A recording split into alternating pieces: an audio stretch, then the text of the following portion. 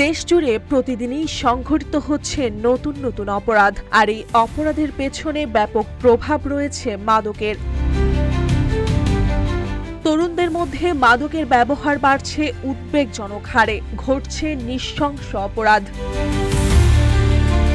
রাজধানী সহ সারা দেশে ছড়িয়ে পড়ছে মাদকের ব্যবহার, ফলে সমাজে ছড়িয়ে পড়ছে মাদকের ভয়াবহতা।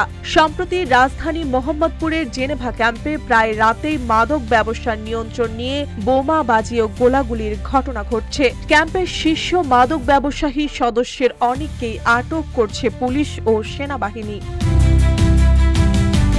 শুধু রাজধানীতেই নয়, সম্প্রতি রংপুরের জজেজ মিয়া তার বান্ধবীকে নিয়ে হত্যা করেন বন্ধু আশরাফুলকে। হত্যার পরে লাশ ২৬ টুকরা করে হাইকোর্ট এলাকায় ফেলে রেখে যায়। এদিকে খুলনা মহানগর দায়রা জজ আদালতের প্রধান ফটকের সামনে হাসিব ও রাজন নামে দুই যুবককে গুলি করে হত্যা করা হয়। নিহত দুইজন এই এলাকার শীর্ষ সন্ত্রাসী মাদক ব্যবসায়ী পলাশ গ্রুপের সদস্য।